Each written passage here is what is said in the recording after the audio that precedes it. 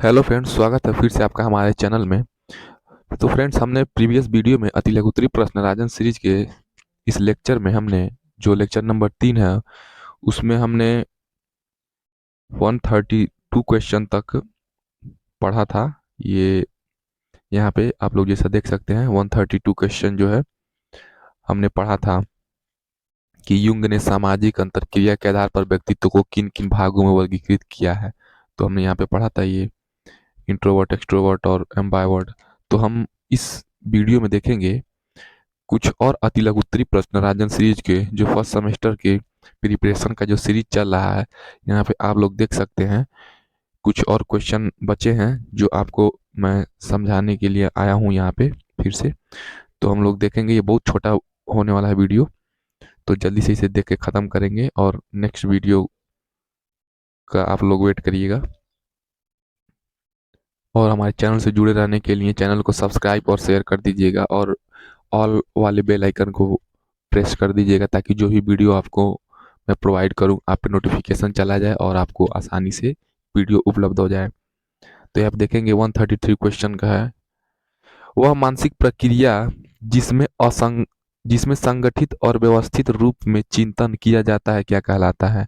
मतलब ऐसी मानसिक प्रक्रिया जिसमें हम एक अरेंज्ड मैनर में क्या करते हैं, थिंकिंग करते हैं, तो वो हम क्या कहलाती है, रीजनिंग कहलाती है। जहाँ पे व्यवस्थित आ जाएगा और संगठित रूप में चिंतन आ जाएगा वो क्या आ जाएगा, तर्क कहलाएगा। तो ये प्रक्रिया क्या आ जाएगी, संगठित और व्यवस्थित रूप में होती है, क्या कहलाती है, चिंतन की प्रक्रिया तर्क कहलाती है।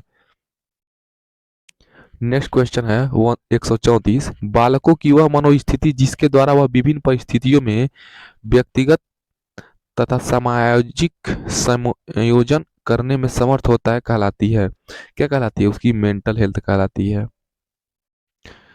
सीखने की मात्रा तथा समय के परस्पर संबंध को चित्रांकित करने पर जो वक्र रेखा प्राप्त होती है क्या कहलाती है, सीखने का वक्र कहलाती है। जिन पियाजे ने बालक के संज्ञानात्मक विकास के अंतर्गत अंतिम अवस्था किसे माना है, तो सबसे अंतिम अवस्था क्या है, ट्रिक है एसपीसीएफ, फॉर्मल ऑपरेशनल स्टेज, यानी कि औपचारिक संक्रियात्मक अवस्था। 137 है। सीखने के किस सिद्धांत के अंतर्गत व्यक्ति संपूर्ण परिस्थिति के प्रत्यक्षीकरण के आधार पर सीखता है, तो किसके, गेस्टाल्ट सिद्धांत। 138 क्वेश्चन है। सिगमंड फ्रायड साहब द्वारा प्रतिपादित व्यक्तित्व विकास के सिद्धांत को कहा जाता है, तो सिगमंड फ्रायड जी का मनोविश्लेषणात्मक सिद्धांत है। एक ऐसा उत्पादक चिंतन जिसमें किसी समस्या का समाधान करने के लिए गत अनुभवों को नए ढंग से संगठित समायोजन किया जाता है क्या कहलाता है, तर्क।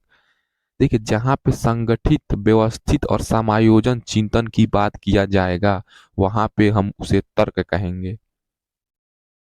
बालक में पाए जाने वाले जन्मजात अभिप्रेरणों के नाम, मतलब जो बच्चा के अंतर्गत जन्मजात अभिप्रेरक हैं उसको बताना है। देखिए, कोई भी बच्चा जब जन्म लेता है या जन्म के उपरांत उसे वो रोता है, चिल्लाता है, उसे भूख लगती है, प्यास लगती है, नींद आती है, होम्योस्टेसिस होता है, तापक्रम का नियमन होता है, यानी कि बॉडी में उसका टेम्परेचर क्या होता है, अप डाउन होता है, यानी कि टेम्परेचर कंट्रोलिंग होता है। मातृक व्यवहार, अपनी माता से उसका लगाव ज्यादा होता है। काम प्रवृत्ति, अंगूठे को चूसना,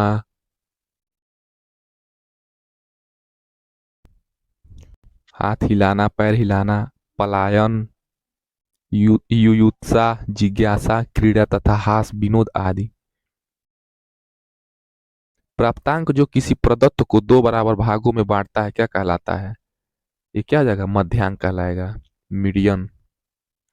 अधिगम, धारण, पुनः स्मरण तथा पहचान आदि प्रक्रियाएं किसके अंतर्गत आती हैं, स्मृति के। अधिगम धारण यानी कि लर्निंग जो हमारी है उसे हम क्या कर रहे हैं, पुनः धारण कर ले रहे हैं, पुनः याद कर ले रहे हैं। जो भी मैटर है या सब्जेक्ट है या जो भी अधिगम के विधियां हैं या अधिगम की सामग्रियां हैं उसे हम पुनः धारण कर ले रहे हैं, पुनः पहचान ले रहे हैं, तो ये हमारी क्या है, स्मृति यानी मेमोरी है, मेमोरी के अंतर्गत आएगी। संतुलन को कोई एक उदाहरण देकर समझाइए, ठीक है। तो देखिए, भौतिक विज्ञान में संतुलन से अभिप्राय गतिहीनता से है। गति अनुपस्थिति बताता है कि, जबकि भौतिक विज्ञान में यह स्वयं गति की अनुपस्थिति को बताता है। अन्यथा अच्छा उदाहरण है, मांग तथा पूर्ति की शक्तियों द्वारा प्राप्त सबसे संतुलन है। देखिए, भौतिक विज्ञान में संतुलन से अभिप्राय क्या होता है कि गतिहीनता से, यानी कि बैलेंस हो किसी भी, यानी कि पहले जो बल लगाया है और बाद में बल लगाया गया है, यानी कि फॉरवर्ड फोर्स और बैकवर्ड फोर्स के बीच में क्या हो, संतुलन हो, तो क्या हो जाएगी, वो फिजिक्स में हो जाएगी। और गति की अनुपस्थिति बताता है, अगर वहां पे गति नहीं है तो क्या हो जाएगा, तो वह स्वयं गति की क्या हो जाएगा, अनुपस्थिति को बताएगा भौतिक विज्ञान। इसका अच्छा उदाहरण क्या हम मांग सकते हैं, जहाँ पे मांग और पूर्ति, मांग भी ज्यादा हो और पूर्ति भी ज्यादा हो, तो क्या हो जाएगी, उसके बीच में संतुलन हो जाएगी। तो हमने यहाँ पे 143 क्वेश्चन अति लघुत्तरी प्रश्न राजन सीरीज का हमने इस 4 वीडियो लेक्चर में ख़त्म कर दिया है, जो इम्पोर्टेंट क्वेश्चन थे। आप लोग जाके हमारे चैनल के प्लेलिस्ट में, वहाँ पे हमने डीएलएड फर्स्ट सेमेस्टर राजन सीरीज बाल विकास का हमने प्लेलिस्ट बना दिया है। वहाँ से आप लोग जाके मल्टीपल चॉइस क्वेश्चन, बहुविकल्पी प्रश्न और अति लघुत्तरी प्रश्न राजन सीरीज और कुछ इंपॉर्टेंट क्वेश्चन हमने बुक से जो पढ़ाए हैं वो क्वेश्चन हैं, तो आप लोग एग्जाम में बैठने से पहले एक बार जरूर देख लीजिएगा। तो यहीं पे अब हम लोग वीडियो को ख़त्म करते हैं, मिलते हैं तब तक के लिए नेक्स्ट वीडियो में।